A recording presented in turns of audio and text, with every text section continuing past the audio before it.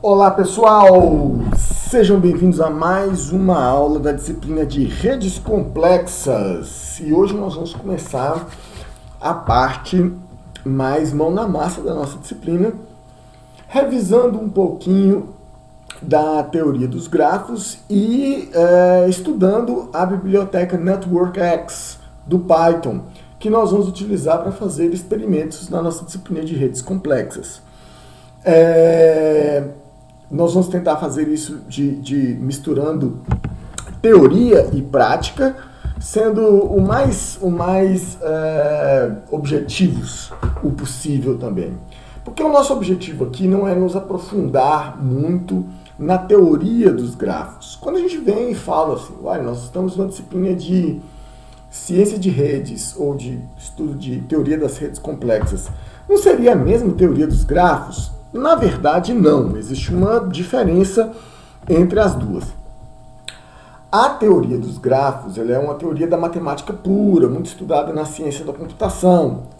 A disciplina de teoria dos grafos ela foca muito na questão de teoria, na prova de teoremas e algoritmos eficientes para problemas de grafos. Então, ela é uma disciplina abstrata, né? Utiliza grafo como uma estrutura matemática.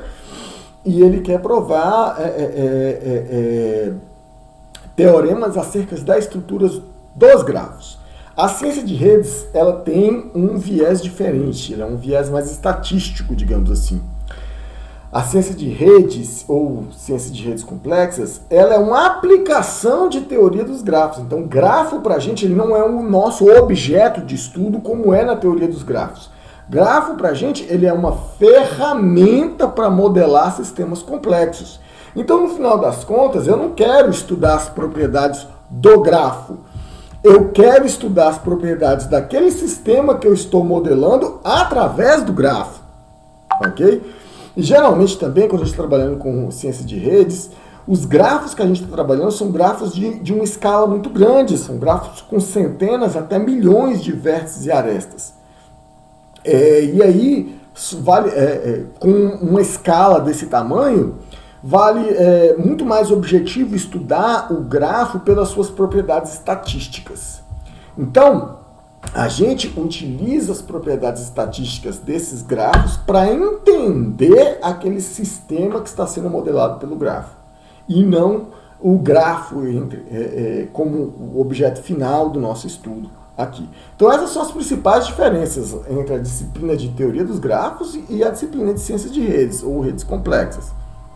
Você vai achar todos esses nomes, você vai achar na literatura, você vai achar como ciência de redes, você vai achar como análise de redes, você vai achar como teoria das redes complexas, como está o nome dessa disciplina, você vai achar como análise de redes sociais e por aí vai. Então, bora lá. Vamos nos concentrar aqui agora nessa estrutura matemática que representam os grafos. Então, o que são os grafos, pessoal? Um grafo, na verdade, ele é uma tupla. Ele é um objeto matemático composto de dois conjuntos. O conjunto V é o conjunto dos vértices, também chamados de nós. Lá na biblioteca NetworkX, por exemplo, eles adotam chamar de nós, ou nodes, né? Só que na literatura científica é muito mais conhecido como vértice, ou vertex, ok? E aí, esse conjunto, ele é um conjunto finito de objetos, e aí, o que são os vértices? Aí depende do que nós estamos querendo modelar. Então, V é sempre o meu conjunto desses vértices, que são essas coisas, e N quer dizer a cardinalidade desse conjunto, ou seja, a quantidade de elementos do conjunto de vértices. Já as arestas, que é denominado pelo conjunto, que pela letra E é o meu conjunto de arestas, ou laços, a gente vai encontrar em alguns lugares laços, curiosamente na biblioteca NetworkX, eles chamam os vértices de nodes, de nós, e as arestas eles chamam de edges, de aresta mesmo. Não chamam de laços, ou links, que seria a tradução em inglês. Então, uma aresta ela é um par de vértices, indicando que há uma conexão entre dois vértices que pertencem ao conjunto V. A minha letra M vai ser utilizada aqui na nossa nomenclatura para denotar a cardinalidade deste conjunto E, ou seja, a quantidade de arestas que tem no meu grafo. Então, já que os vértices eles representam coisas, e aí cada uma dessas coisas pode ter inúmeras propriedades, e aí as propriedades de cada vértice dependem da aplicação que nós estamos modelando com aquele grafo. E as arestas são as ligações entre essas coisas, né? E geralmente elas também têm propriedades. O mais comum é que ela tenha uma única propriedade, que é o peso, indicando qualquer importância daquela conexão entre dois vértices.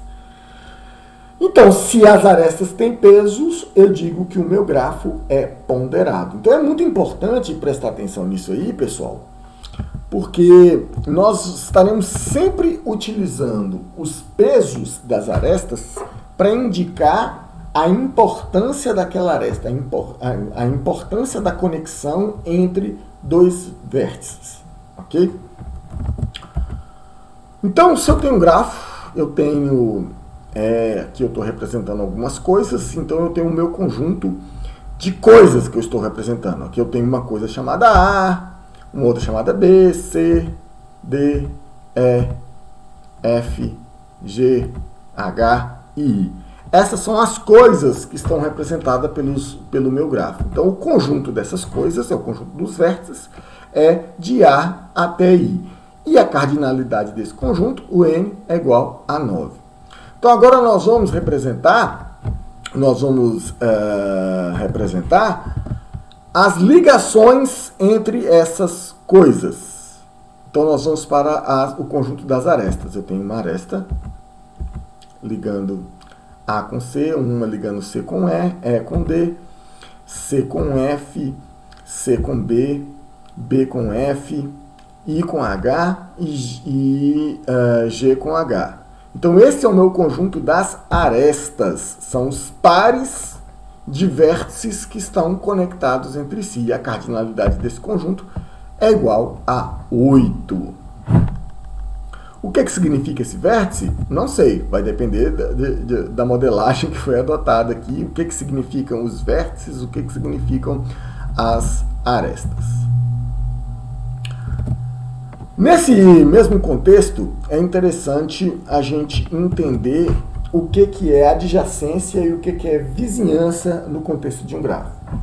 Eu vou dizer que dois vértices, eles são adjacentes se há uma aresta que conecta esses dois vértices. Então, eu tenho o vértice I e o vértice J, ambos são elementos do conjunto dos vértices. E se existe uma aresta IJ no conjunto das arestas, quer dizer que esses dois vértices são adjacentes. Continuando esse conceito, eu tenho o grupo dos vizinhos. Então, eu tenho um determinado vértice qualquer, I, e eu quero saber o conjunto de todos os vértices que são adjacentes a esse vértice I. Então, o conjunto de todos os vértices J, diferentes de I, que estão conectados com I, formam a vizinhança do meu vértice I. Então, a vizinhança do meu vértice I é todo o conjunto de vértices J, diferentes de I, para os quais existe uma aresta IJ no conjunto das arestas do grafo. Vamos dar uma estudada. Esse conceito de vizinhança ele é muito interessante para a gente compreender algumas topologias básicas de redes clássicas. A gente já falou um pouquinho sobre elas na aula anterior. E essas topologias elas são muito interessantes porque a gente não vai encontrá-las de forma pura. É muito difícil a gente encontrar no estudo de redes sociais, por exemplo. É muito difícil você encontrar uma topologia dessa pura, que é uma rede que seja, por exemplo, completamente centralizada. É muito difícil. Mas entender essas topologias, essas arquiteturas de rede, nos ajudam a pensar em grandes topologias, como que os grafos estão organizados em alta escala. Por exemplo, essa topologia que nós estamos vendo aí é a topologia centralizada. Na topologia centralizada, nós temos sempre um vértice, que é o vértice central. Por que esse vértice ele é central? Porque ele intermedia a conexão com todos os outros vértices. Ah, mas é sempre assim? Não, pode haver conexões entre os vértices. Mas o vértice que tem mais conexões, que ele intermedia a maior parte das conexões com os outros vértices, esse é dito como um nó central. Então esse nó central aqui, ele é ele tem uma distância, ele é o nó que, se você destruir aquele nó, você praticamente desconecta toda a rede. Então, nós temos outras arquiteturas, por exemplo, essa arquitetura aqui de descentralizadas, onde existe a figura do nó central, mas a dependência do resto da rede para esse nó é menor do que na topologia centralizada. Então, à medida que eu vou acrescentando mais arestas entre os nós mais periféricos que a gente fala aqui, a topologia vai ficando descentralizada, ok? Então, ela deixa de depender única e exclusivamente desse nó central, de forma que, se eu destruir esse nó, a rede perde a conectividade, mas ela não se desconecta completamente, como é o caso dessa rede centralizada, que, se eu destruir esse nó aqui, eu desconecto completamente a rede. Então, à medida que eu vou aumentando as conexões entre os outros nós, eu vou descentralizando a rede, até que fica um pouco difícil de desconectar toda a rede. E quanto mais descentralizada, quando deixa de existir a figura do nó central, aí nós temos a arquitetura distribuída, onde eu posso desconectar, eu posso destruir um nó qualquer aqui, mas ainda existirão outros caminhos para chegar nos outros nós da rede. Então essas são as topologias distribuídas. Mais para frente, quando a gente começar quando a gente começar a ver as métricas de grafos, a gente vai ver que tem como a gente identificar qual que é a característica da minha rede olhando as estatísticas da rede. As estatísticas de grau, estatística de distância, todas essas propriedades dessas redes, elas se refletem nas estatísticas da rede. Então, se você for olhar pela teoria dos grafos mesmo, você vai ver teoremas de conectividade, de provas, etc. Para a gente quer identificar isso aqui olhando as estatísticas. Olhando as estatísticas da rede, você fala, nossa, essa rede aqui é muito concentrada. Essa rede aqui, não, essa rede é bem distribuída ou descentralizada. Bom, agora nós vimos aquele formato de representação do grafo, certo? Mas a gente não viu como eles são representados computacionalmente. Então existem várias formas de representar grafos computacionalmente. A forma mais importante, assim, disparadamente a mais importante, é a matriz de adjacência, porque com a matriz de adjacência a gente consegue gerar inúmeras estatísticas de grafos. Okay? Por isso que a importância da matriz de adjacências, porque a gente consegue formalizar algumas estatísticas utilizando essa matriz numérica. Então, o que é a matriz de adjacências? Ela é uma matriz quadrada de vértice por vértice, ou n por n. Então, eu tenho vértices aqui nas colunas e vértices nas linhas. E sempre quando existir um 1, significa que há uma conexão entre o vértice que está nessa linha com o vértice que está nessa coluna. Então, o vértice A se conecta com o vértice C, o vértice B se conecta com o vértice C e o vértice B se conecta com o vértice G. Existem outras formas de representação? Sim. Existe, por exemplo, a matriz de incidência. O que é a matriz de incidência? A matriz de incidência é uma matriz de vértices que ficam aqui nas colunas e arestas que ficam aqui nas linhas. Então, eu pego o meu conjunto das arestas e dou, por exemplo, um número para cada uma das arestas. A matriz de incidência, então, para a aresta 1, que é a conexão AC, ela vai falando que vai existir um 1 no A e um 1 no C. Então, eu falo apenas quais são os vértices que incidem nesta aresta. Então, essa é a matriz de incidência. Outra matriz muito importante sobre a qual também são geradas inúmeras estatísticas, particularmente a matriz hamiltoniana, mas isso fica para um momento posterior. Agora, nós vamos estudar um pouquinho, ver um pouquinho da biblioteca NetworkX, que nós vamos utilizar nessa disciplina. O que é a biblioteca NetworkX? Ela é uma biblioteca para se trabalhar com grafos e particularmente com grafos complexos. Então, a gente importa a biblioteca NetworkX, geralmente a gente cria o alias NX. É bom a gente também importar as outras bibliotecas usuais que a gente trabalha com ciência de dados no Python. NumPy, Pandas, Matplotlib para geração de grafos e por aí vai. Beleza, como que eu crio um grafo na minha biblioteca NetworkX? Então eu chamo o NetworkX e crio um grafo. Aqui o G é o meu grafo e eu acabei de criar um grafo vazio, certo? Então nesse grafo vazio eu vou adicionar os vértices, utilizando o método addNode, ok? Então eu chamo meu grafo.addNode, falo o nome do meu vértice, que eu estou chamando de A aqui, e daqui para frente, tudo que eu colocar vão ser propriedades do meu vértice. Eu posso colocar qualquer quantidade de propriedades que eu quiser associar com aquele vértice. Mas eu sempre tenho que colocar o nome da propriedade igual o valor da propriedade. Beleza? É bastante interessante também que todos os vértices tenham o mesmo conjunto de propriedades, ok? Não é obrigatório, mas se você não preencher aquela propriedade para um determinado vértice, isso lá na frente vai gerar alguns probleminhas chatos de se resolver. Então, quando você for adicionar propriedades para os seus vértices, adicione sempre o mesmo conjunto de propriedades para todos os vértices. Aqui, por exemplo, eu estou adicionando a propriedade cor e a propriedade peso, igual a 10, que são duas propriedades que eu estou inventando aqui aleatoriamente. Então, no meu grafo, eu adicionei um vértice A, adicionei um vértice B, adicionei um vértice C, todos eles com as propriedades cor e peso.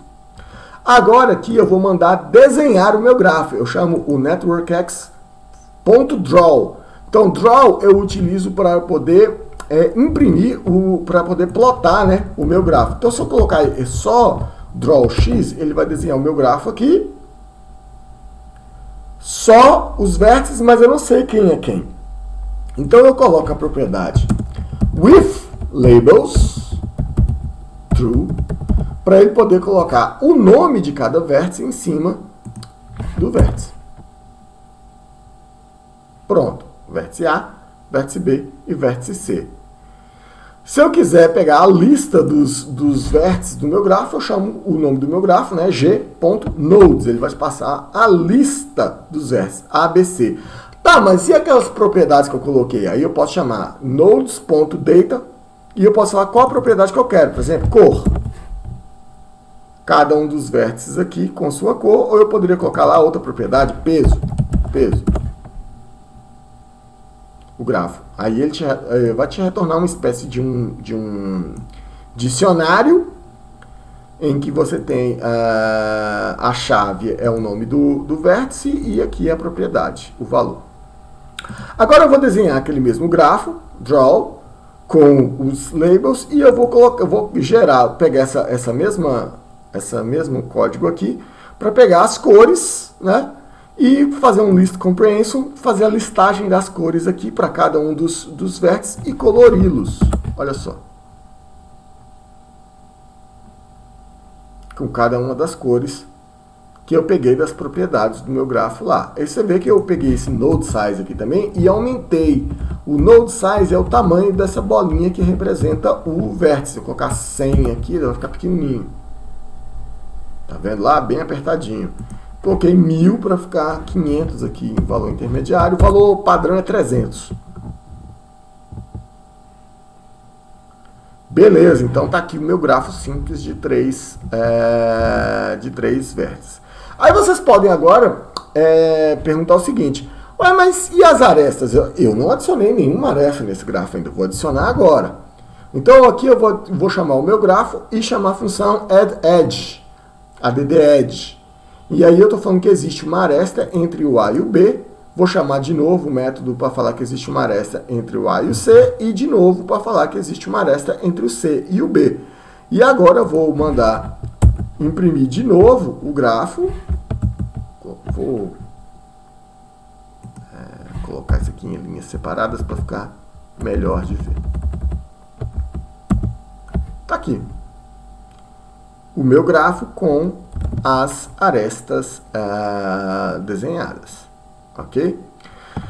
Numa hora como essa, você deve estar pensando: nossa, mas se o grafo for muito grande, eu vou ter que ficar adicionando de uma por uma. Olha, quando você for buscar isso de um banco de dados, provavelmente você vai ler o banco de dados e vai, para cada registro do banco de dados, você vai adicionando. Mas vamos supor que você vai criar manualmente. A melhor coisa que você faz é criar uma lista com todos os vértices, depois uma lista com todas as arestas e mandar importar, que são os métodos add nodes from. Então aqui eu criei um novo grafo vazio, G, certo? E eu criei o meu conjunto dos vértices, que é uma lista aqui com todos os meus vértices, de A até I. E aí eu mando importar todos em bloco, add nodes from. Aí você passa uma lista, ok, com todos os nós, e ele carrega todos os nós de uma vez só. Aí eu vou mandar botar meu grafo aqui. Draw handle. Por que esse underline handle aqui? Porque aí a posição dos vértices ela é colocada aleatoriamente. Um que eu gosto muito é colocar draw circular. Aí ele fica sempre nesse formato circular. Eu acho mais organizado, ok? Da mesma forma como você adicionou os vértices por uma lista, você também pode adicionar as arestas com uma lista. Nesse caso aqui, antes de mostrar as arestas com uma lista, e se você quiser colocar as propriedades, você também pode colocar as propriedades aqui, ó, carregar da lista. Aí você põe o vértice, o nome do vértice e o dicionário das propriedades na frente, dentro de uma tupla, ok? E aí você vai chamar o add nodes from do mesmo jeito. Aí ele vai entender que isso aqui é o nome do vértice e essas daqui são as propriedades de cada um dos vértices. Aí eu vou executar aquele mesmo código que eu executei anteriormente, carregando dessa minha lista aqui. Vou executar. Eu vou no Draw Circle. Aqui foi quase o Draw Circle, mas não foi o Draw Circle bonitinho que eu gosto. Circle. Circular, perdão. Draw Circular. Circular. Isso. Ótimo. Mesma coisa para as arestas. Eu vou criar um conjunto aqui, uma lista. E nessa lista vai ter as tuplas, né, entre parênteses, os pares de vértices, ou seja, cada aresta vai estar dentro de uma tupla. E aí eu chamo a função addEdgesFrom e passo essa minha lista para carregar todas as arestas de uma vez só. Tá aqui o meu grafo. Agora com as arestas.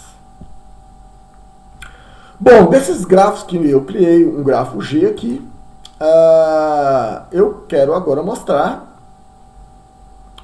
as matrizes, tanto a matriz de adjacência quanto a matriz de incidência. Para isso, essas representações, na biblioteca NetworkX, elas estão dentro do pacote NetworkX Linalg, que é o de álgebra linear, né? Linear Algebra, Graph Matrix. E aí lá dentro você tem tanto a função Adjacency Matrix quanto Incidence Matrix. Então, Adjacency Matrix você chama a função adjacency matrix. Ele gera uma representação para a matriz esparsas, exatamente porque isso é feito para lidar com grafos muito grandes, então as matrizes elas ficam muito esparsas. O que é esparsas? Vazias, praticamente só zero, e de vez em quando você vê um ou dois.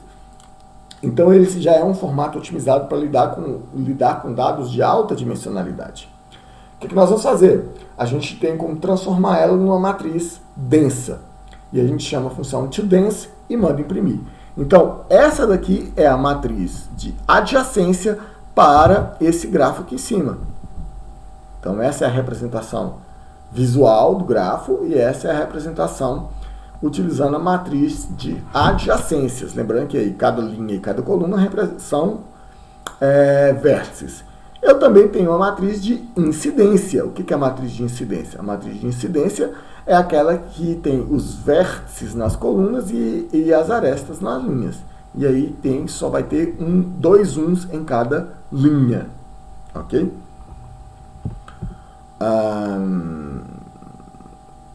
Posso chamar aqui matriz de incidência, a mesma coisa. Tem que converter para a matriz densa. E eu posso plotar aqui, está aqui a minha matriz de incidência, ok? Tá, mas e se os grafos forem ponderados? Eu tinha falado lá atrás que as arestas elas podem ter pesos, e podem mesmo. Como é que eu faço para criar o grafo onde as arestas elas têm um valor numérico associado a eles que corresponde ao peso? Então, eu estou criando uma nova lista de arestas aqui agora. Vocês viram lá atrás que eu consigo colocar propriedades nos vértices. Mas eu também posso colocar propriedades nas arestas. Nesse caso aqui específico, em cada tupla eu tenho, além dos dois vértices que fazem parte da aresta, eu tenho um terceiro valor, que é o peso daquela aresta, que é um valor numérico qualquer. Aí vai depender, obviamente, da aplicação. Aqui eu estou colocando valores entre -1 e 1. Então, neste caso, eu não posso chamar o add edges from, eu tenho que chamar o add weighted edges from. Então, tem essa pequena diferença aqui no método. Se as minhas arestas não são ponderadas, eu posso chamar o add edges from. Mas se elas são ponderadas, eu tenho que chamar add weighted edges from. Ok? Então, esse daqui é o meu segundo conjunto de arestas. E o meu primeiro conjunto de arestas está aqui, ele não é ponderado. E esse aqui é o meu segundo conjunto de arestas, que é o conjunto de arestas ponderado. Eu estou criando um grafo utilizando as arestas ponderadas. Quando eu mando imprimir, está aqui o meu grafo. Ué, mas não tem nada de diferente desse grafo para o outro. Porque eu não mandei nem imprimir o peso das arestas e nem ou colocar o textozinho com o valor das arestas, né? Ou colocar as linhas que tem um peso maior, mais grossas, né? Então dá para fazer isso. Como é que eu pego essa lista de pesos? Do mesmo jeito que eu tenho o grafo.nodes, aí se eu colocar g.nodes, eu vou ter a lista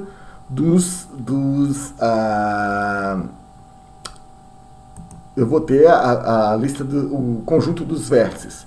O meu g.edges, ele vai me dar o conjunto das arestas. Só que você está vendo aqui que as arestas elas não aparecem com os pesos. Se eu colocar só g2edges aqui, ele não vai me mostrar os pesos das arestas. A não ser que eu chame g2.edges.data e eu falo assim, eu quero ver o peso das arestas. E aí ele vai te mostrar os dois vértices que compõem a aresta mais o peso. Agora eu vou fazer o seguinte, eu vou fazer uma visualização do meu grafo em que deixa as arestas que têm um peso maior, elas vão ter uma linha mais grossa. Então eu vou pegar aqui, ó, como tem aresta de valor negativo, eu vou somar mais 2 para ir, as que estão com 1 vão ter a linha com largura 3, e as que estão com valor negativo, se for -1 lá, ela vai estar com um valor pelo menos 1. Então, olha só. Eu vou gerar essa list comprehension aqui, onde eu vou pegar os atributos das arestas. Então, nx.getEdgeAttributes, ou seja, pegue os atributos das arestas. Aí eu falo qual que é o gráfico, que é o meu G2, e qual é o atributo que eu quero, o weight, ou seja, o peso. Eu quero só os valores, ok? Não quero, se você colocar só esse comando aqui, ele vai te retornar um dicionário. Vamos dar uma olhada aqui. Um dicionário com a aresta e o peso de cada uma das arestas. Eu não quero a chave, eu só quero os valores porque eu sei que elas vão ser apresentadas nessa ordem. Então eu pego só os valores aqui, certo? Vou pegar a lista dos pesos para cada aresta e vou mandar aqui, ó, draw circular, vai desenhar circular, o meu grafo G2 com o nome dos vértices e width. Width é a largura de cada uma das arestas. Eu vou passar a lista dos pesos. Quando eu mandar executar, as arestas que têm maior peso, elas vão estar com uma linha mais grossa, que tem menor peso com uma linha mais fina. Essa é a forma mais comum de visualizar o peso das arestas. Você vai ver também, só que polui um pouco mais, a visualização em que as pessoas colocam o peso mesmo, um textinho com peso. Como é que a gente faz isso? Pega a lista dos pesos, né? Aqui eu preciso pegar a posição onde está cada um desses vértices aqui. Eu chamo nx.circularLayout e passo o grafo. Ele vai me retornar a posição de cada uma das arestas, ok? E aí quando eu mandar o draw circular, eu mando desenhar só o grafo. Olha só o grafo simples. Olha lá. Aí tem essa outra função embaixo aqui, chamada Draw Network X Edge Labels, que desenha os valores dos pesos das arestas. Eu passo a posição de cada um dos vértices, né?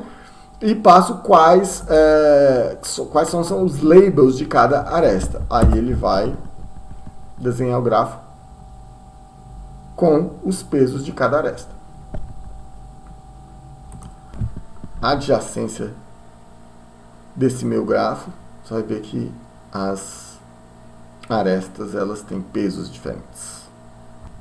Bom, gente, os grafos também podem ter diferentes tipos de arestas. Eles podem ter arestas simples ou arestas bidirecionais ou simétricas. Significa uma aresta bidirecional, significa que tanto o vértice I conhece J quanto o J conhece I. Então a ordem deles lá na tupla é indiferente. Ela é bidirecional, um conhece o outro.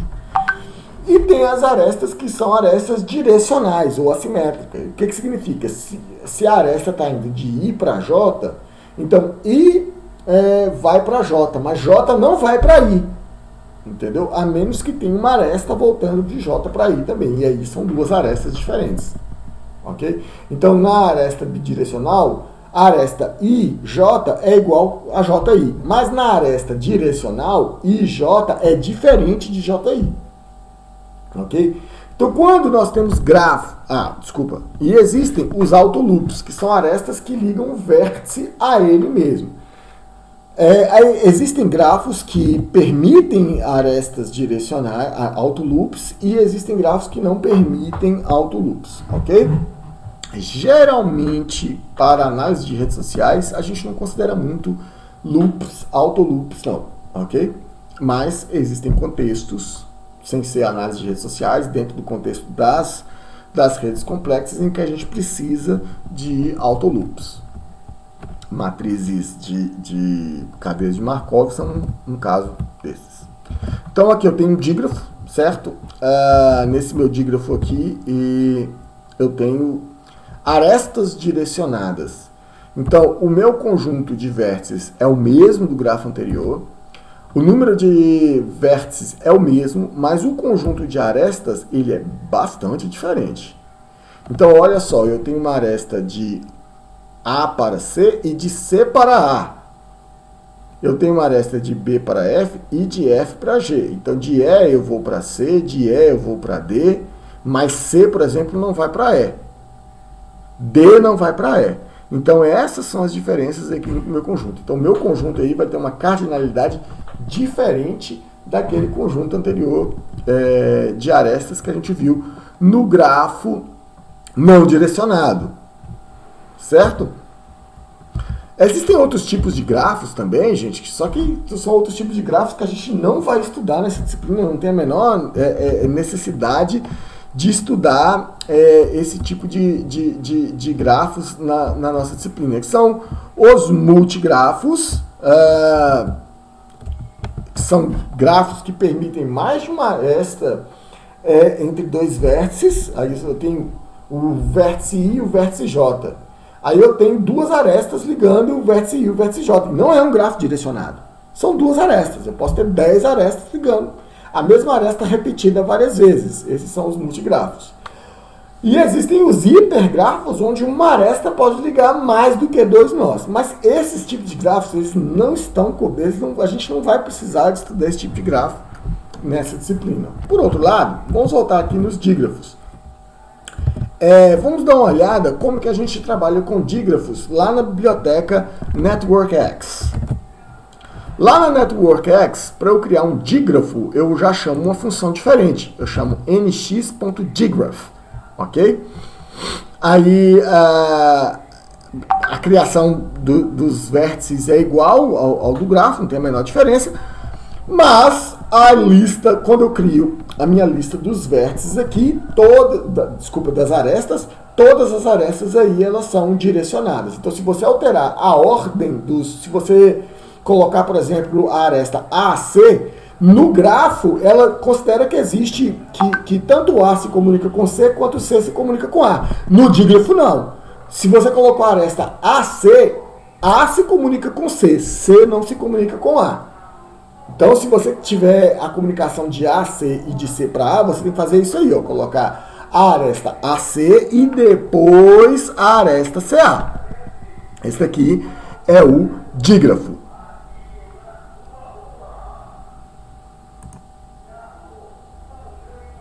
Então, pessoal, fiz isso aqui, mandei adicionar as arestas da lista, como a gente já está acostumado a fazer. E agora, quando eu vou mandar desenhar o meu grafo, Draw Circular, eu vou colocar arrows igual a true, porque aí ele vai mostrar a setinha mostrando a direção da aresta. E aí, quando você vê que ela tem setinha de um lado e do outro, você vai ver que ela é levemente mais grossa que as outras. Por quê? Porque tem a seta indo em uma direção e na outra, uma em cima da outra, e ela fica um pouquinho mais grossa. Não é por causa do grau, não é por causa do peso da aresta, ok? Do mesmo jeito, se você mostrar aqui a matriz de adjacência desse grafo direcionado, você vai ver que a G3, eu não executei, desculpa. A matriz de adjacência dele, ela vai ser diferente da matriz de adjacência daquele outro grafo não direcionado. A mesma coisa se aplica à matriz de incidência desse grafo. Métricas de grafos, que é uma parte que nos interessa mais. É começar a olhar o grafo e, ao invés de estudar as propriedades matemáticas, fazer provas de teoremas nesses grafos, eu quero descrever estatisticamente esse grafo. Quero ver quais são as propriedades dele através das estatísticas, entender o comportamento desse grafo através do conjunto das estatísticas. Então a gente vai começar a estudar algumas estatísticas preliminares hoje, mas a gente vai ter uma outra aula que é só sobre estatísticas, e aí já são coisas da ciência de redes mesmo. Essas métricas que a gente vai ver hoje, elas são métricas que elas já são mais antigas e já conhecidas e estudadas até na própria literatura de teoria dos grafos, propriamente dita. Então, a primeira métrica importante que a gente vai ver aqui é o grau de um vértice, ou seja, cada um dos vértices de um grafo, ele tem o seu próprio grau. O que é o grau de um vértice? É o número de arestas que está conectada àquele vértice. Se a gente tiver uma matriz de incidência, você pode pegar a linha onde está aquele vértice, somar todos os valores daquela linha e o resultado disso vai ser o grau do vértice, a quantidade de arestas que estão ligadas àquele vértice. Isso eu estou considerando aqui um grafo não ponderado e não direcionado, um grafo mais simples, ok? Qual que é a importância dessa métrica? O grau de um vértice, ele indica o quão que esse vértice está próximo dos demais vértices do gráfico. Quanto maior o grau, maior a quantidade de conexões daquele vértice. E quanto mais conexões, mais importante é aquele vértice dentro do grafo. Por quê? Porque ele se comunica com todos os outros vértices. Então, o grau do vértice, ele é uma medida de importância do vértice dentro de um grafo. Obviamente, quanto maior o grau do vértice, mais importante ele é dentro desse grafo. O grau do vértice, ele é um valor inteiro de 0 a infinito não, né? De 0 ao valor, ao grau máximo, né? Que está conectado com todos os outros vértices, com todas as outras arestas, ou seja, ele vai de 0 até n-1. Isso para todos os vértices do grafo. Então, quanto maior for o valor do grau, mais importante é este vértice dentro do grafo. Sendo que cada vértice tem o seu próprio grau, logo nós temos uma distribuição de graus. O que é a distribuição de graus? Ela vai colocar todos os graus possíveis dentro de um grafo e vai falar qual que é a quantidade de vértices que tem dentro daquele grau. Então, olhando a distribuição de graus, a gente vai entender características da topologia daquele grafo, vai entender características do comportamento daquele grafo. A distribuição de graus, ela nos traz inúmeras informações, como, por exemplo, qual que é o grau mínimo? O grau mínimo é sempre 0, né? Se tiver um vértice que está isolado, que não está conectado com ninguém. Qual que é o grau máximo? Qual que é o grau médio? Quais são os percentis, né? Qual que é o primeiro quartil, a mediana, o terceiro quartil? Entender como esses valores estão distribuídos nos dá uma noção de como que esse grafo ele está bem conectado e qual que é a topologia da rede. Vamos ver alguns exemplos de distribuição de graus para vocês entenderem melhor isso que eu estou falando. Então, antes de chegar lá, em cima disso aqui tem algumas propriedades claras. Então, primeiro, a soma dos graus. O que é a soma dos graus? A soma dos graus ela é constante. Se você pegar a distribuição dos graus, se você pegar a distribuição dos graus e somar todos os graus de todos os vértices, o valor máximo vai ser 2 vezes o número de arestas. Isso é uma propriedade matemática clássica. E o grau médio de um grafo é você pegar a soma total dos graus e dividir pelo número de vértices, que é 2m dividido por n. Mas o grau médio de um grafo ele é uma métrica importante para a gente. Ele vai nos dar uma noção aproximada do quão bem, na média, os vértices estão conectados uns com os outros. Por exemplo, se o grau médio de um grafo for igual a 0, significa que ninguém está conectado com ninguém. O grafo ele é todo desconectado. Ok? Mais para frente, nós vamos ver que se o grau médio de um grafo for igual ao número ao número de vértices, o número de vértices significa que é o número de vértices menos 1, significa que esse grafo ele é um grafo completo, ou seja, todos os vértices estão conectados com todos os outros vértices. Se eu pegar uma rede com a topologia descentralizada, por exemplo, como é que é a distribuição dos graus? Olha como essa distribuição é esparsa, ela é dividida.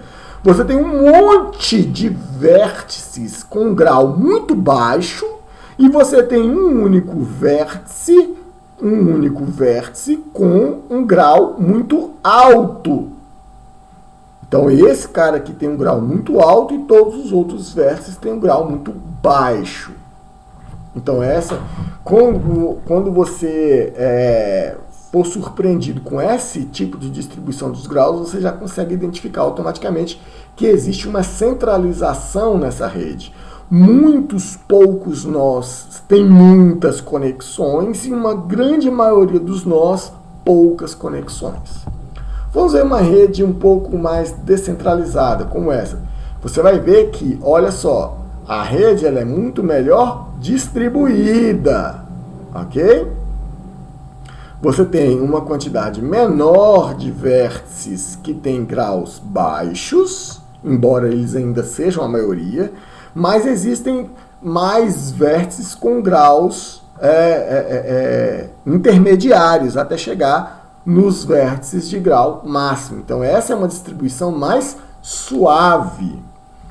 E numa rede completamente distribuída como essa, você vai ver que a maior parte dos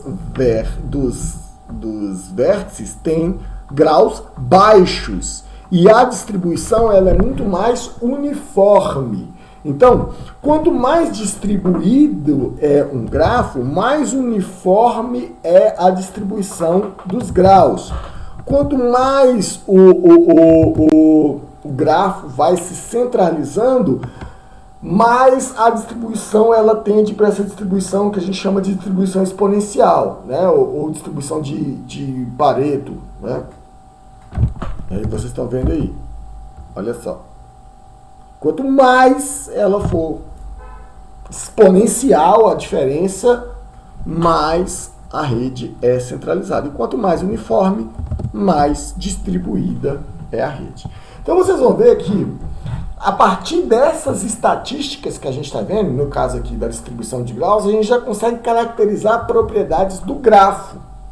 A forma como os vértices estão conectados, como eles são distribuídos, né, as conexões, ela nos diz, a distribuição dos graus nos diz como que esses vértices estão conectados, como é a distribuição dos pesos, como é a distribuição das conexões dentro do grafo. Agora, quando a gente está trabalhando com grafos direcionados, aí eu não tenho só um tipo de grau. Eu tenho um grau de entrada, que é o in degree, e eu tenho um grau de saída, que é o out degree. E aí é importante falar que aí eu estou falando só das arestas que estão saindo de um grafo, indo de um vértice indo para outros vértices, e arestas que estão chegando de outros vértices para um determinado vértice. Obviamente, num grafo direcionado, né, num dígrafo, eu vou ter a distribuição de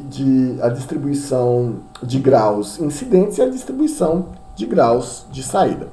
Vamos dar uma olhada no código, como que a gente gera essas distribuições, lá no NetworkX. Então, se eu quiser saber, eu tenho um determinado grafo aqui, carreguei o meu grafo, beleza? A partir daquele conjunto de vértices que eu já tinha lá, simples, e o meu conjunto de arestas, e essas daqui são as arestas ponderadas. Se eu pegar o N, lembrando, essas daqui são arestas ponderadas, as arestas têm pesos, ok? Só que a primeira análise que eu vou fazer de grafo, ela não considera os pesos das arestas, beleza? Quando eu chamo a função networkx.degree, ele vai gerar para mim os graus de cada um dos vértices. Então está aqui um dicionário onde eu tenho a chave é o nome do vértice e o valor é o grau daquele vértice. Eu posso fazer a mesma coisa chamando g.degree. G.degree. Ele vai gerar a mesma informação, que é um dicionário com o nome dos vértices e o grau de cada um deles, ok? Tanto faz o nx ou networkx.degree, e aí você passa o grafo como parâmetro ou chamar o próprio grafo .degree. Se você quiser o grau de um vértice específico, você coloca qual vértice que você quer aqui. Aí ele vai te mostrar qual que é o grau daquele vértice. Se você não passar nenhum parâmetro, ele vai te dar a distribuição, ou seja, ele vai te dar a lista dos vértices e o grau de cada um deles. Então, com isso aqui, a gente consegue fazer a distribuição dos graus. Aliás, existe até uma função pronta para fazer isso, que é o NetworkX Degree Histogram. Ele vai te dar um histograma, onde vai ter para cada grau possível a quantidade de vértices que tem aquele grau. Eu só mando plotar aqui e ele vai me dar a distribuição dos graus, que varia aqui no caso de 0 a 4. Eu tenho 4 graus com vértice 1, 4 graus com vértice 2 e um vértice de grau 4. Para esse gráfico que a gente está. Então, o C, o vértice esse aqui é o ponderado, né?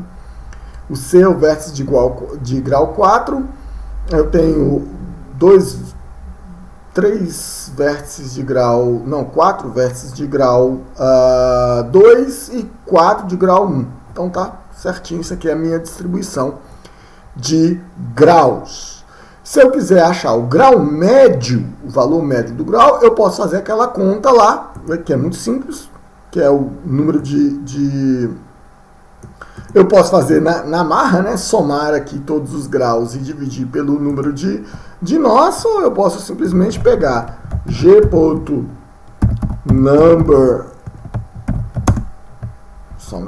of edges vezes 2, né? 2 vezes o número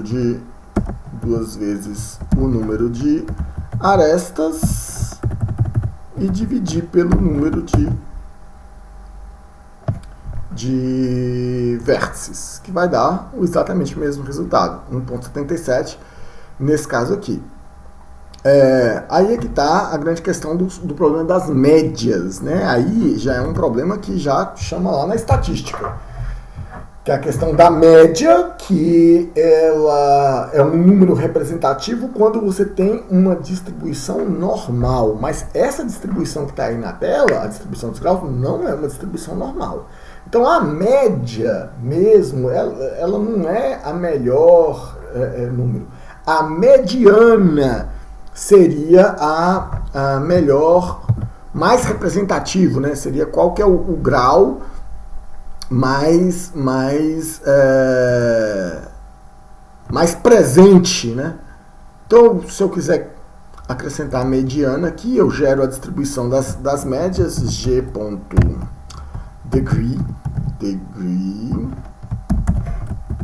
Ele é um dicionário, como nós já vimos, isso não tem problema.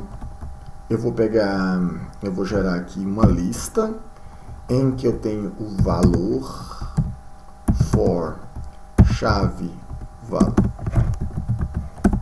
grau aqui para cada vértice grau, que é o que está lá nesse dicionário aqui. Eu vou pegar só os graus. Daí dos graus eu mando dar uma ordenação sorted, certo?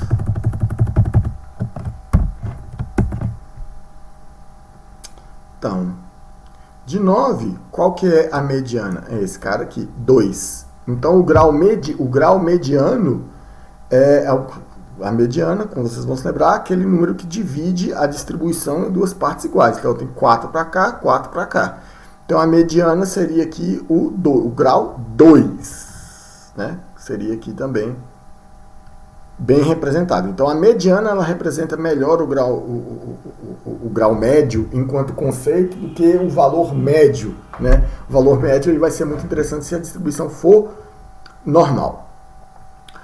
E aí a mesma coisa, lá para o nosso grafo 3, eu tenho os in degrees, que são os graus de entrada, e tenho o out degree, que são os graus de saída. E com esses dois valores, uma pequena modificação aqui, seguindo o mesmo sentido do que eu fiz aqui, eu gero as distribuições de entrada e de saída. Eu tenho aqui os graus de entrada, distribuição de graus de entrada, e tenho a distribuição de graus de saída. Ponderados. O que acontece com grafos ponderados? Né? Eles têm pesos nas arestas. Então, para cada aresta eu vou ter um peso que indica a importância daquela conexão. Então, isso automaticamente ele vai nos levar a duas questões. Primeiro, qual que é a distribuição dos pesos? Ou seja, qual a porcentagem de arestas, como é que as arestas são distribuídas em termos de importância em todo o gráfico? Então, é mais uma distribuição. A segunda questão é, se as arestas têm pesos, ou seja, ela tem importâncias, então o grau simples que a gente tinha visto, que é só uma contagem das arestas, ele não tem o mesmo significado, correto. Neste caso, a gente não tem que olhar só a quantidade das arestas, a gente tem que olhar a soma dos pesos para indicar qual que é a importância daquele vértice. Então vamos lá, primeiro, o que é a distribuição dos pesos? Eu vou colocar a lista das arestas, né, dos pesos das arestas e ver como que esses pesos estão distribuídos, se eles têm mais ou menos o mesmo peso, se essa é uma distribuição normal, se tem muitas arestas com peso baixo, muitas arestas mais arestas de alta importância do que de menor importância, mais arestas de baixa importância do que de maior importância. Então, conhecer a distribuição dos pesos nos ajuda a entender como que é a distribuição das importâncias das conexões dentro do grafo. E com base nesses pesos, a gente chega ao conceito de força, ou strength, né, de um vértice. O que é a força de um vértice? É o grau ponderado, ou seja, ao invés de eu somar as conexões, eu vou somar o peso dessas conexões que estão ligadas a um determinado vértice. E aí a forma é exatamente a mesma, só que neste caso aqui eu estou considerando que a minha matriz de incidência, matriz de adjacência, ela não é uma matriz binária, ela é uma matriz ponderada do grafo ponderado. E aí, nesse caso, os grafos ponderados, a força dos vértices, né, o SV, nos dá uma noção muito mais realista da importância de um vértice do que o grau do vértice. O grau do vértice é só a quantidade de conexões. Mas se ele tiver muitas conexões e as conexões forem todas de pequena importância, então, nesse caso, é melhor o vértice ter poucas conexões de alta importância do que muitas conexões de baixa importância. Ou seja, não é só ter muitas conexões. As conexões elas têm que ser fortes. E aí eu posso, no grafo ponderado, substituir a distribuição de graus pela distribuição de força. Ok? E entender aí qual a quantidade de vértices que são muito fortes e qual a quantidade de vértices que são mais fracos e o papel desses vértices dentro do grafo. Vamos dar uma olhada no código de como que a gente vai fazer isso lá no Network X. Então vamos lá. Pesos e força do vértice. Primeiro nós vamos fazer a distribuição dos pesos das arestas. Eu vou criar um novo gráfico aqui. Vou puxar as arestas ponderadas, que é o meu conjunto E2, certo? Daí eu vou pegar os pesos de todas as arestas. Ó, eu peguei a lista das arestas, só que só a lista das arestas com peso. Aí vem a aresta A, a aresta B e o peso. Então aqui eu vou chamar ela de I, J, cada uma das arestas, e aqui vem o peso das arestas. Ele vem me dar essas três informações, né? Para cada uma das arestas. Só que eu vou ignorar o I e o J, eu quero só o peso. Então aqui eu vou ter a lista dos pesos das arestas, e com esses pesos das arestas eu vou ordenar eles, sorted, e vou mostrar como é que esses pesos estão distribuídos. Então aqui está uma distribuição contínua. Eu poderia fazer a mesma coisa que eu fiz com os outros, e ao invés de plot aqui, eu colocar um histograma.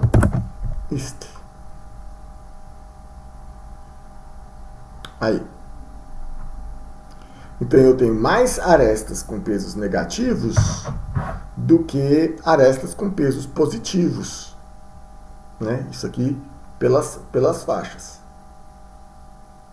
Ok, então eu tenho arestas de baixa importância, muitas arestas de baixa importância e pouquíssimas arestas de alta importância. Colocando em importância, vai de -1 até 1 nesse caso. Como é que eu agora vou fazer, pegar os graus ponderados, ou seja, a soma dos pesos de cada vértice? Eu vou chamar a mesma função degree lá do grafo, só que aí eu vou colocar o qual das propriedades das arestas que eu vou considerar como peso. No nosso caso lá é weight mesmo, o peso. E aqui, a mesma função que a gente utilizou anteriormente, só que agora com esse parâmetro, weight. E ela vai nos dar a força de cada um dos vértices, a soma dos pesos. Eu vou dividir, eu vou fazer a mesma coisa aqui, né? Vou gerar lá com os degrees com os pesos e vou gerar a distribuição de força. Você vai ver que tem alguns poucos vértices que são muito fracos. A maior parte dos vértices está aqui na faixa entre menos meio e zero, né? Tem 3 vértices aqui. E eu tenho um conjunto de poucos vértices, 2 que estão na faixa mais forte, né? De maior força. E os vértices que têm mais força. Então essa aqui é uma distribuição aparentemente normal. Para eu calcular a força média, aí não adianta aquela fórmula lá, não vai adiantar. Eu tenho que fazer o somatório dos graus ponderados e dividir pelo número dos nós. Então, qual que é a força média dos vértices aqui? Menos 0,3, ou seja, em média, no meu grafo, os vértices são pouco fortes. E eu tenho um conjunto pequeno de vértices aqui, que são vértices bem fortes, ou seja, com conexões de maior peso. Ok? Mudando de assunto aqui agora, pessoal, vamos trabalhar com subgrafos. O que são subgrafos? Bom, subgrafos, eu tenho um grafo grande e eu tenho um subconjunto desse grafo grande, que é um subconjunto não vazio, de seus vértices e de suas arestas. Então eu tenho um grafo GS, que tem um conjunto de vértices VS e de arestas ES, tal que VS está incluído no grafo, no conjunto de vértices do grafo original, e ES está incluído no conjunto de arestas do grafo original. Então, gente, não existe subgrafo com vértices que não estejam no grafo original e arestas que também não estejam no grafo original. Ok? Isso aí já são grafos diferentes. Qual que é a importância da gente trabalhar com subgrafos? A importância da gente trabalhar com subgrafos é quando eu quero analisar um subconjunto do grafo original, alguma parte específica do grafo e não o grafo todo. E aí tem vários tipos de subgrafos interessantes para a gente trabalhar, como por exemplo os caminhos, os componentes, os cliques e por aí vai. Bom, vamos trabalhar com alguns deles aqui. Por exemplo, nos dígrafos a gente tem 2 subgrafos que são bem legais. É o conjunto, por exemplo, o conjunto da base, o conjunto dos vertedores, é o subconjunto de vértices de um grafo tal que desses vértices só saem arestas para outros vértices. Ok? Ele não recebe nenhum vértice, ele só tem arestas que saem dele para outros vértices. Ele não recebe nenhuma aresta. Esses são os vertedores. E eu tenho um outro subconjunto que é o conjunto dos sorvedores. São os vértices que só absorvem arestas. Ele não sai nenhuma conexão dele para outros. Ele só chega a conexão deles. Então eu tenho o conjunto dos vertedores que só saem aresta para os outros e dos sorvedores que só recebem arestas dos outros. Então quando a gente pega naquele nosso grafo de exemplo, eu tenho a minha base, o conjunto A, E e G. Você vai ver que desses vértices só saem arestas para outros. E eu tenho a antibase, ou conjunto dos sorvedores, que é o D, I e F, que só recebem arestas de outros vértices. Isso quando a gente está trabalhando redes sociais do tipo, como por exemplo o Twitter. Quando você pode seguir uma pessoa e a pessoa não necessariamente ela vai te seguir. Não é só o Twitter, mas tem Twitter, LinkedIn, uma série de outras séries de mídias sociais onde o relacionamento não é síncrono. Então é muito interessante você conhecer pessoas que são muito seguidas, né? Ou aquelas pessoas que todo mundo segue elas não segue ninguém. Ou aquelas pessoas que só seguem outras pessoas e que não são seguidas por ninguém. Ok? Vamos dar continuidade aqui. E vamos trabalhar com um tipo de subgráfico muito interessante, que são os caminhos, e um conceito, uma métrica muito interessante a respeito dos caminhos, que são as distâncias. Bom, um caminho, gente, é um subgrafo tal que, partindo de um determinado vértice, esse caminho ele contém a lista dos C vértices ou de vários vértices que interligam I até um vértice final J, se existirem arestas que conectem esses dois vértices. Então, o caminho IJ é a lista é a lista ordenada de C vértices, é o tamanho do caminho, né, que contém arestas entre cada par de vértices que está nesse conjunto CIJ. Aí é importante dizer que não podem haver vértices e arestas repetidas em um caminho, né? Em um passeio, que aí é um caminho aleatório dentro do grafo, pode existir vértices e arestas repetidas. Mas em um caminho, a gente elimina as repetições e considera só o caminho direto. Particularmente se ele for um caminho geodésico, né? Em cima de caminhos, eu tenho dois conceitos importantíssimos. O primeiro conceito desses é o conceito de distância.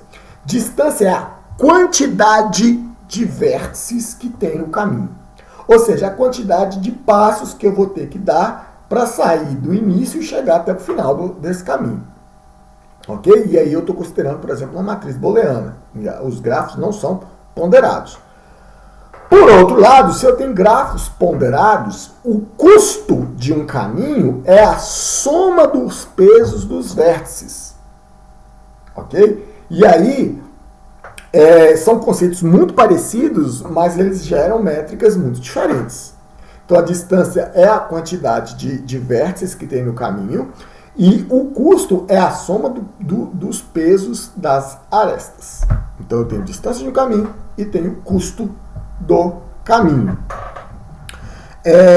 Para os nossos experimentos de momento, a gente vai trabalhar mais com o conceito da distância do que com o conceito do custo. Mais para frente a gente vai aprofundar mais as métricas que consideram o custo das arestas.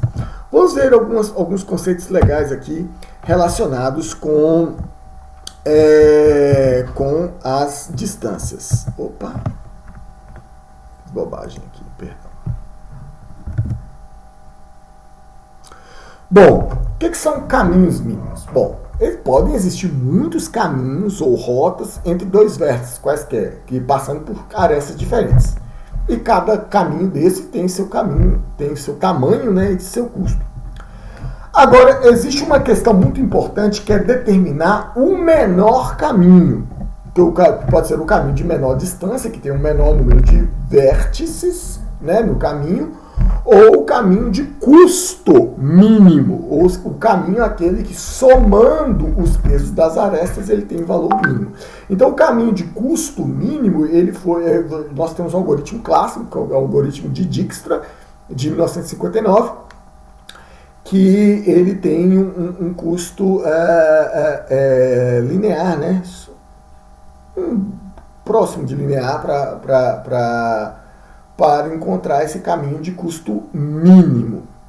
Em cima esse caminho de custo mínimo, ele leva a um outro conceito interessante, que é o de distância geodésica. Então vamos trabalhar o conceito aqui de distância geodésica. A distância geodésica entre dois vértices I e J é o custo ou tamanho do menor caminho entre esses dois vértices dentro do gráfico. Certo? Então eu posso ter inúmeros caminhos, mas sempre quando eu falo da distância, daqui para frente, quando eu falar distância, eu estou falando em distância geodésica. Ou seja, eu quero saber a distância do menor caminho possível entre esses dois vértices. Ok? Então, aí existe, obviamente, uma distribuição de distâncias. Para cada dois vértices distintos dentro de um gráfico, eu vou ter uma distância. Sendo que se for a distância, se for num grafo não direcionado, essa distância ela é simétrica, mas no grafo direcionado, essas distâncias são diferentes de um vértice para o outro. E a outra métrica muito importante dentro de um gráfico é a distância geodésica média ou distância média. Isso aí tem um conceito muito interessante, muito legal para a gente, que é que ela tem a ver a interpretação da distância média. Qual que é a facilidade de dois vértices diferentes dentro de um gráfico se comunicarem. Em média, qual que é a dificuldade para eu comunicar ou enviar uma mensagem de um ponto para outro dentro do grafo? Aí, nós voltamos para aquela questão que nós discutimos lá no início, do grau. O grau tem muito a ver com a questão da distância geodésica métrica. O grau é aquele grafo, é aquele vértice, o número relacionado ao vértice pela quantidade de conexões que ele tem. Quanto mais conexões ele tem, provavelmente menor serão as distâncias dele para os outros vértices no grafo. Então, quanto maior o grau, tende-se a que as distâncias daquele vértice também para outros vértices sejam menores. Então, a questão da distância média e dos graus, do grau médio, ele está de certa forma relacionado. São duas métricas interessantes para a gente interpretar gráficos. Obviamente, eu também posso gerar uma distribuição de distâncias dentro do grafo. Pegar todos os caminhos possíveis entre dois vértices quaisquer e medir as distâncias dele e plotar. Na verdade não é quantidade de vértices que está aqui, gente, é quantidade de caminhos, né? Quantos caminhos tem para cada distância possível. Isso aí é muito, muito, muito legal. Vou dizer por que isso é legal. Porque existem três outras métricas que a gente utiliza para caracterizar grafos que são diretamente relacionadas com a questão da distribuição de distâncias. Vamos dar uma olhada nelas. A primeira, antes de olhar, vamos ver a distribuição de distâncias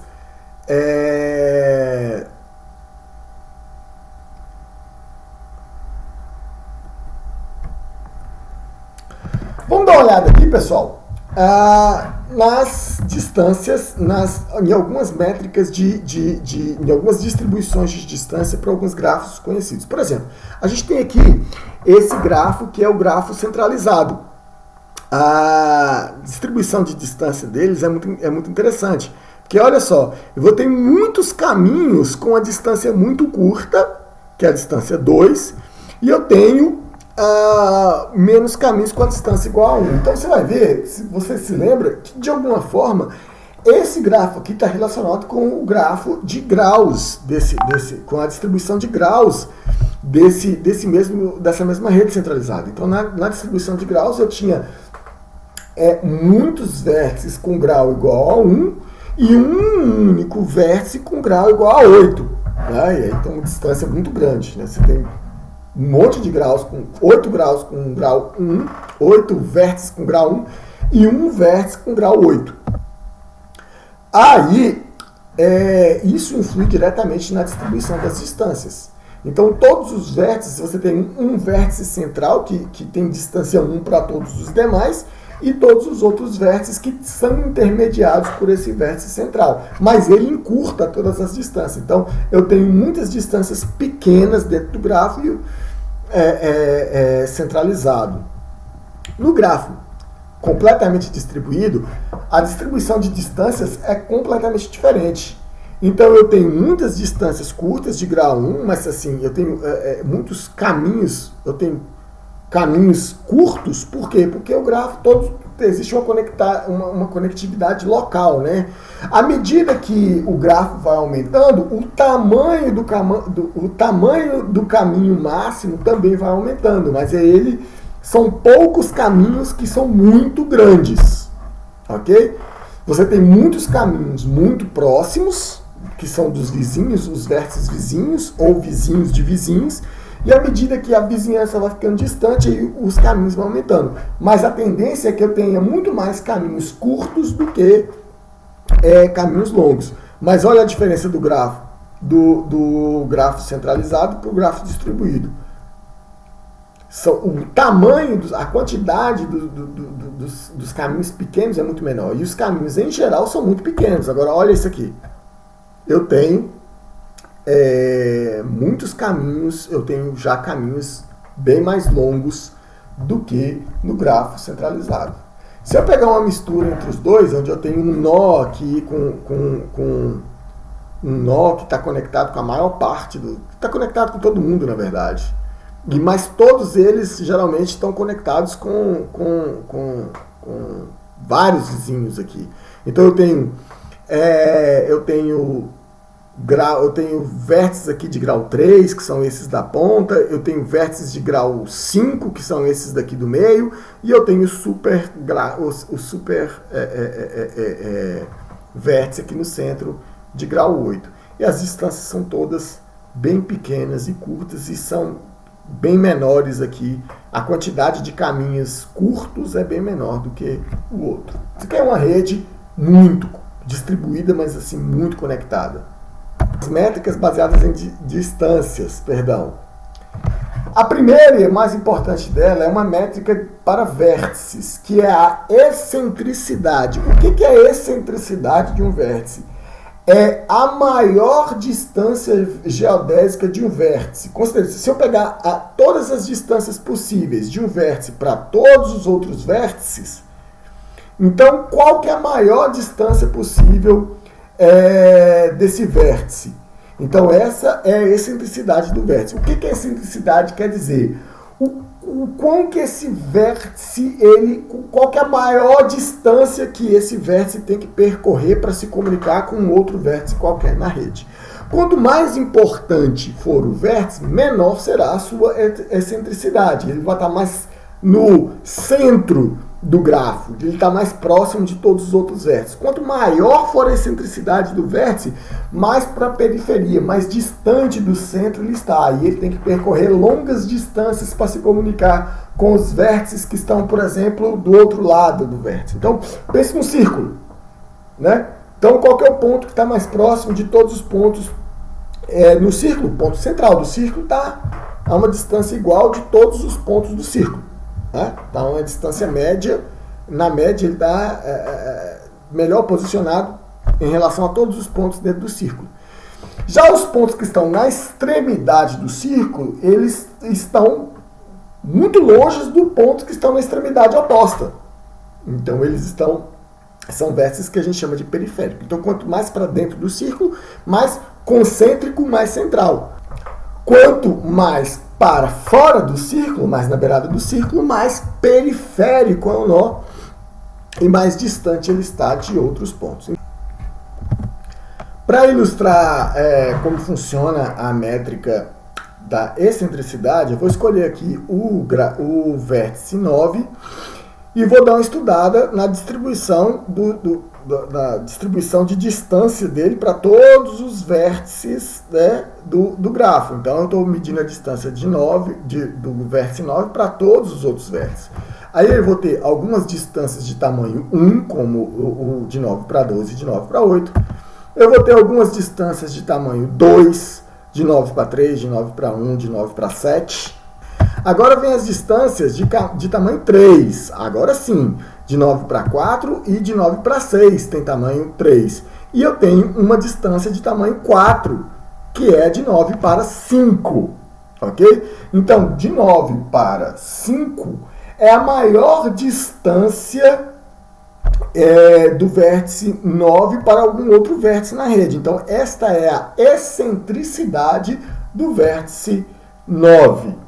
Ou seja, a excentricidade do vértice 9 é igual a 4, que é essa daqui. A maior distância geodésica possível daquele vértice. Aí a gente já conhece duas outras métricas, e essas são métricas relacionadas com o grafo. Lembrando que a excentricidade é uma métrica para cada vértice. Cada vértice tem sua excentricidade. E aí, se eu considerar todas as excentricidades de um grafo, eu tenho duas outras métricas interessantíssimas. O raio é a menor excentricidade possível. E o diâmetro, ou largura, né, do grafo, é a maior excentricidade possível. Olha como isso é interessante dentro do conceito de um grafo. Então, eu vou pegar aquele mesmo grafo lá. E aqui eu tenho a distribuição das excentricidades. Então, cada vértice aí com a excentricidade daquele vértice. Aí a pergunta é, qual que é a menor excentricidade deste grafo? A menor excentricidade é 2 do vértice 1. Então, o vértice 1, que tem grau 4, ele é o que tem mais facilidade de se conectar com os outros vértices. Então, a menor menor distância possível aí, menor distância geodésica para quaisquer outro, de um vértice para quaisquer outro vértice dentro do gráfico é igual a 2. O 1, o máximo esforço que ele vai ter que fazer para se comunicar com qualquer outro vértice com qualquer outro vértice do grafo é saltando duas arestas. Agora eu tenho o diâmetro, qual é o valor máximo de caminho que vai ter que ser andado por um vértice para chegar ao outro, que é igual ao 4, que nós já vimos. O nó 5 está a uma distância de 4 arestas do vértice 9 e vice-versa. Então esse é o diâmetro do meu grafo. Isso é interessantíssimo. Então o raio e o diâmetro, eles têm a ver com a facilidade que alguns vértices têm para se comunicar com outros, né? O raio, e o diâmetro tem a ver com a dificuldade que outro conjunto de vértices tem para se comunicar com o outro. Então, qual que é a distância, a menor distância que um conjunto dos vértices mais centrais tem para qualquer outro vértice? É o raio. Qual que é a distância desse conjunto que tem a maior dificuldade para se comunicar com o outro? Qual que é a maior distância que eles têm que percorrer? Esse é o diâmetro. E por falar nesses dois conjuntos, eu tenho o conjunto que é o centro do grafo, é o conjunto de vértices que tem excentricidade igual ao raio, que são os vértices que são mais bem postos no centro no gráfico. Ele tem mais facilidade de conexão com todos os outros vértices. E a periferia de um grafo é aqueles que têm a excentricidade igual ao diâmetro. Ou seja, são os vértices que têm mais dificuldade, que estão mais distantes do que os outros vértices. Então, olha aqui. Você vai ver que o meu vértice 1 é aquele que tem a excentricidade igual ao raio desse grafo. Então, ele é o nó mais central. E eu tenho os vértices 3, 5, 7 e 9, que são os vértices mais periféricos. Eles têm as maiores distâncias de comunicação uns com os outros. Ok? Vamos, antes de passar para o próximo tema, vamos dar uma olhadinha aqui no código dessa parte toda de subgrafos que a gente viu até agora. Então, se eu tenho um grafo G, como é que eu crio, como é que eu acesso o subgrafo de um grafo? Então eu pego aqui o meu grafo e chamo a função subgraph. A função subgraph, você vai passar a lista dos vértices que você quer. Então eu gerei o subgrafo SG a partir do grafo G, só que filtrando só por essas 4 vértices aqui. Então eu vou desenhar esse subgrafo G. Está aqui o meu subgrafo. Agora vamos ver a parte de caminhos e distâncias. Quando eu quero pegar, dado um grafo, eu quero pegar a lista de todos os menores caminhos entre cada uma das arestas com todas as demais. Então eu chamo a função networkx shortest path. Shortest path, ele vai ser um dicionário de dicionários. Olha, então eu tenho o vértice A. Qual que é a menor distância do vértice A para o vértice A? É só A. Qual é a menor distância do vértice A para o vértice B? É esse caminho. Qual que é a menor distância? Qual que é a menor distância não, gente? Qual é o menor caminho, perdão. Qual que é o menor caminho do vértice A para o vértice C? Esse aqui é o menor caminho. E ele vai fazer isso para todos os vértices. Ok? Então, para eu gerar essa lista aqui, eu chamo networkx shortest path. Lembrando que isso está usando a distância e não o custo, ok? Então eu estou considerando que este vértice aqui ele é um vértice, esse grafo aqui, ele não é um grafo ponderado. Beleza? Aqui eu estou listando os caminhos. Quando eu chamo shortest path, eu estou listando os caminhos. Aqui eu posso pegar só o tamanho dos caminhos, que talvez seja a informação mais interessante. Então eu posso chamar aqui, ó, network as shortest path length. Aí ele vai te dar um dicionário de dicionários. Então, para o A, qual que é a menor distância de A para A? 0, de A para B, 2, de A para C, 1 e por aí vai. Então aqui ele tem os custos de todos os caminhos dentro do gráfico. Se você está querendo procurar um caminho e os caminhos baseados no custo das arestas, ok? Então você tem que chamar o Network X Dijkstra Path. Então esse daqui é a função do Network X que considera o custo do caminho e não a distância dos caminhos. Beleza?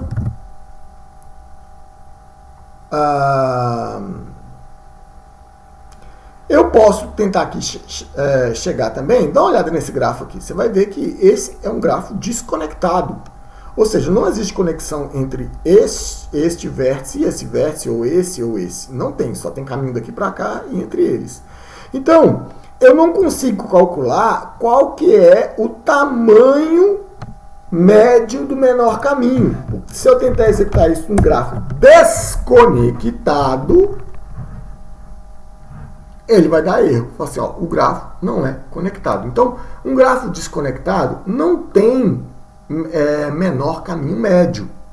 Porque não dá para calcular os caminhos entre todos os vértices, porque ele é desconectado.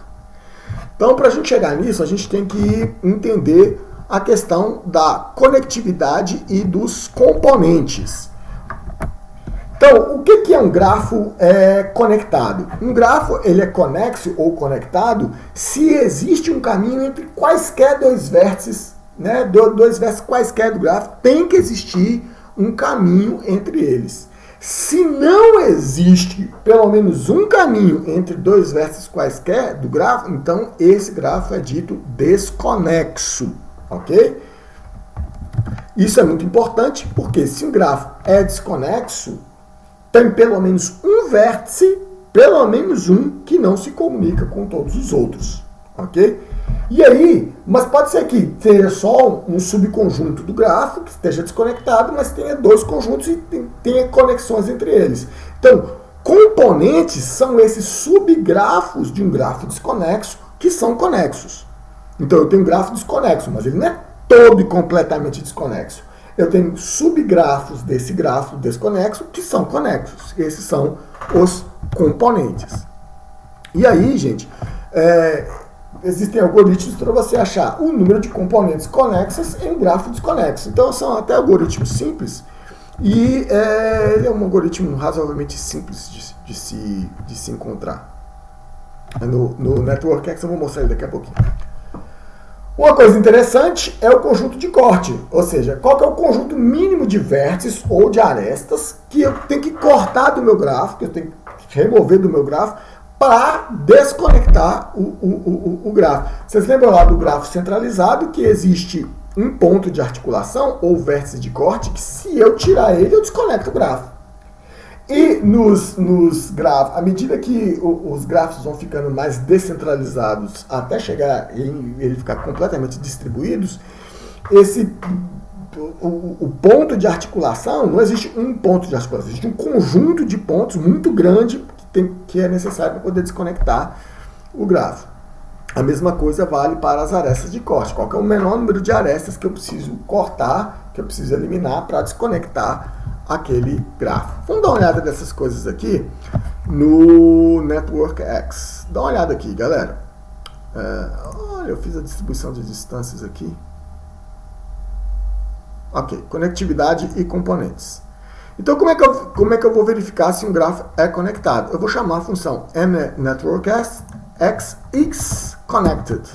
E ele vai retornar, obviamente, falso, porque meu grafo lá ele é desconectado. Então eu quero saber qual a quantidade de componentes conectados dentro desse gráfico que é desconexo.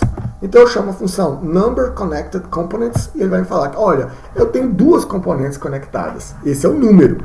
Agora eu quero saber quem são essas componentes. Eu vou chamar a função networkX connected components. Eu vou chamar meu grafo. Aí ele vai retornar uma lista com dois conjuntos. Esse daqui é a minha primeira componente conexa e esta aqui é a minha segunda componente conexa. Então eu tenho duas componentes. Esta aqui é a minha componente grande, esta aqui é a minha componente menor.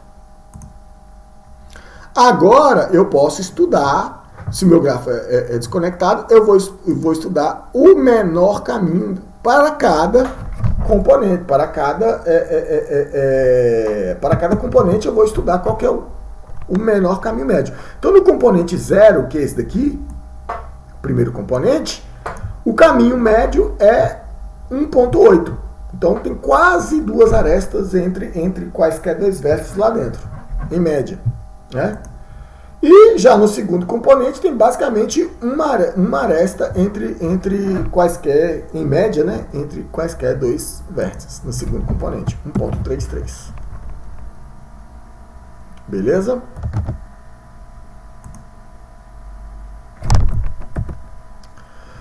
Agora nós vamos falar do conceito de grafos completos e de densidade de grafos. Conceito muito importante também, que tem a ver com a questão da conexidade. O que é um grafo completo? Um KN, que é um grafo completo com N vértices, ele é um grafo em que todos os vértices estão conectados com todos os outros vértices. Ou seja, sempre existe uma aresta IJ para quaisquer dois vértices IJ diferentes um do outro no conjunto de vértices. Então, qual que é o número de arestas? N vezes N menos 1 dividido por 2. Esse número é constante. Se o grafo ele é completo. Ok? Então, o que é um grafo completo?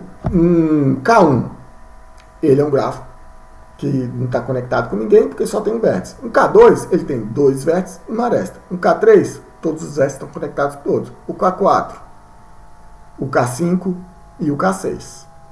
Então, qual que é a característica? Cada um dos vértices está conectado com N menos 1 outros vértices. Então, cada vértice está conectado com todos os outros. Quantas arestas, qual que é o grau de cada um desses vértices? É o número de vértices menos 1, menos ele próprio. Então, gente, num grafo completo,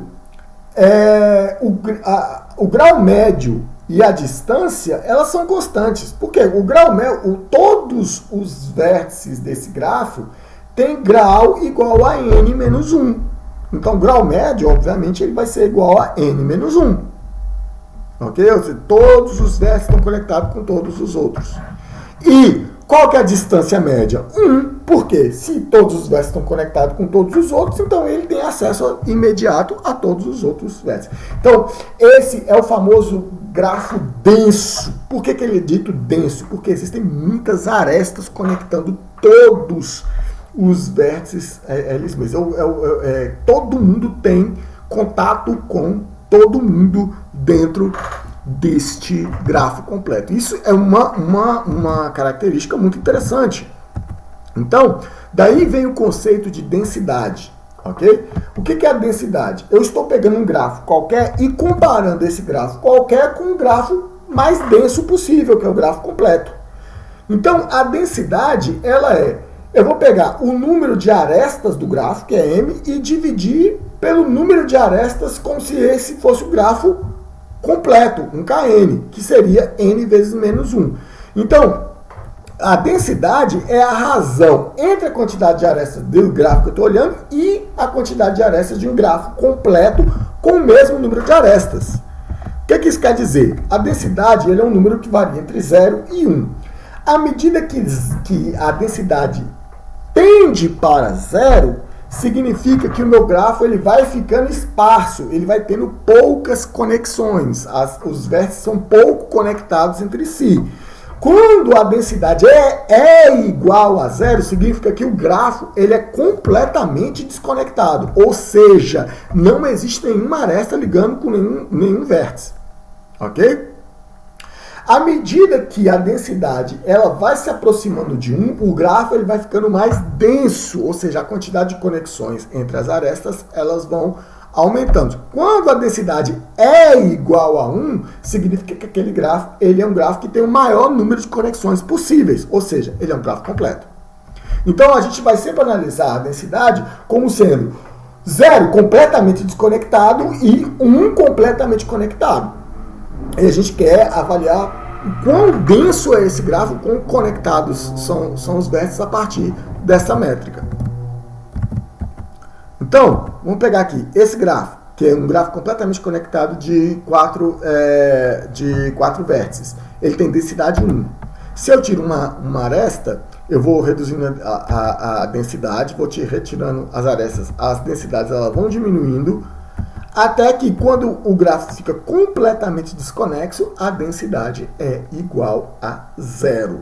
Então isso aqui ilustra um pouco o que a gente quer com essa métrica de densidade. A métrica de densidade, o objetivo dela é a gente entender em qual espectro de conexão, de conexidade está esse grafo. Se ele é muito denso, mais parecido com o grafo completo, ou se ele é muito esparso, como o grafo completamente desconectado.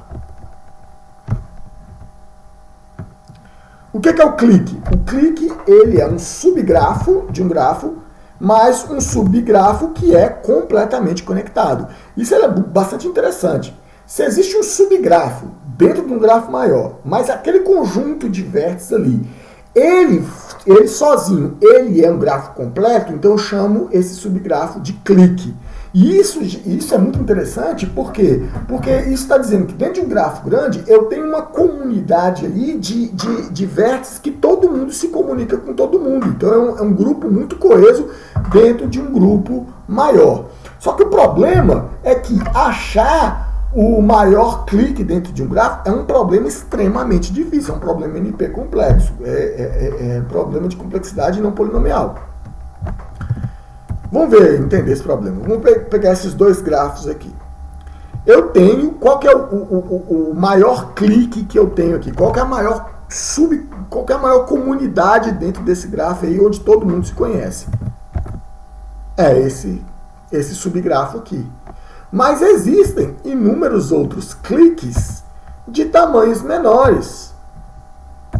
E aí, essa que é a grande questão. A gente tem que fazer eu quero clique que pelo menos de n igual a não sei o que, um subgrafo completo de, no mínimo, tantas arestas. E aí, encontrar esses subgrafos máximos, ele é um problema muito difícil de grafo. Vamos dar uma olhada lá no código. Para eu gerar um grafo completo no NetworkX, eu chamo apenas nx.completeGraph, ok? E aí, quando eu chamo CompleteGraph, ele vai criar um grafo completo com n arestas. Eu vou mostrar ele aqui com um layout circular. Está aqui o grafo completamente conectado. Então, esse n aqui é o tamanho do meu conjunto de vértices daquele grafo anterior que a gente já estava trabalhando, que é esse grafo aqui, que ele está longe de ser um grafo completo, né? Então, para isso, eu quero estudar a densidade do grafo. Então, vamos estudar qual que é a densidade. Vou colocar um grafo ao lado do outro aqui. O que foi? KN. Eu não rodei. KN.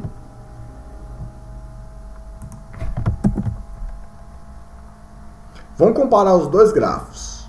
Esse aqui é o gráfico completo e esse aqui é o gráfico que eu estou querendo analisar. Olha a diferença de densidade entre esses dois gráficos. Mas qual que é o valor da densidade propriamente dito? Eu chamo NetworkX Density. E ele vai falar que a densidade do meu gráfico é 0.22. Então 0.22 está bem mais próximo do zero, está bem abaixo do 0.5, que seria um grafo que tem metade dele é conectado e outra metade não, né? Um grafo já mais ou menos denso. Então esse meu grafo, eu posso considerar ele um grafo esparso, que ele tem poucas conexões entre si. Ok? E se eu quiser achar dentro desse grafo aqui, daquele gráfico que eu mostrei lá, um clique. Então esse gráfico que eu estou criando aqui é aquele grafo lá dos slides. Né? Ops. É o grafo lá dos slides. Então tá aqui, todas as arestas estão aquele gráfico, mandei ele circular aqui. O Network X tem um algoritmo chamado Find Clicks, certo? E ele vai encontrar todos os cliques. E esse é um grafo, como eu disse anteriormente, ele é um algoritmo computacionalmente caro, porque ele roda rápido, porque o grafo ele é pequeno, né? Mas isso para grafos de tamanho maior, ele vai ser bem pesado computacionalmente. Ele vai achar aqui o maior clique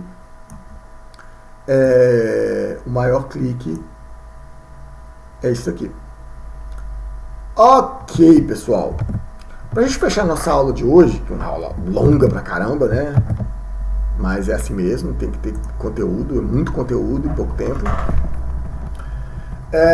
Eu queria só fechar com vocês um resumo das métricas e estatísticas básicas para a gente analisar os gráficos que a gente viu hoje. Então, quando eu vou fazer uma análise descritiva de grafos, o que eu preciso, quais são as métricas e distribuições mais importantes que eu preciso conhecer do gráfico? Eu preciso ter a distribuição dos graus, e da distribuição de graus eu vou tirar o grau médio ou a mediana dos graus, tá? E se o grafo for direcionado o grau de entrada e o grau de saída. Bom, para as arestas eu vou ter a distribuição de pesos das arestas, se o grafo for ponderado, e aí obviamente também me interessa saber qual que é o peso médio das arestas, né? E aí vem a distribuição de força. O que é a distribuição de força? Seria o grau ponderado, né? E aí se a gente está lidando com um grafo ponderado, a força ela é uma métrica mais interessante do que o grau, ok? Então eu tenho a distribuição de força do grafo e tenho, obviamente, qual que é a força média dos vértices daquele grafo. Por fim, para as métricas baseadas em distância, tem a distribuição de distâncias, quais são os tamanhos máximos, os tamanhos dos caminhos mínimos, né? E a distância média do gráfico. A partir de distância, a gente tem uma série de outras métricas, como, por exemplo, a distribuição das excentricidades dos vértices, né? Qual que é, para cada vértice, qual que é as excentricidades. Mas essa distribuição ela não é tão importante quanto achar o valor mínimo e o máximo do gráfico, da excentricidade, perdão. Sendo que o valor mínimo é o raio do grafo e o valor máximo é o diâmetro ou largura do grafo. Nós ainda vimos a métrica de densidade. Então, gente, com um conjunto dessas métricas, isso aqui só falando de grafos conexos, né? Lembrando que no grafo desconexo, eu estou interessado em saber quantas componentes conexas ele tem e fazer todas essas distribuições que eu vi anteriormente para cada uma das componentes. Então, existe um rol muito grande de estatísticas para a gente estudar, de estatísticas para a gente trabalhar em cima de grafos. Nas nossas próximas aulas, a gente vai aplicar todos esses conceitos. Nós vamos pegar uma rede grande, vamos carregar ela do banco de dados utilizando o Network X e vamos trabalhar com todas essas estatísticas.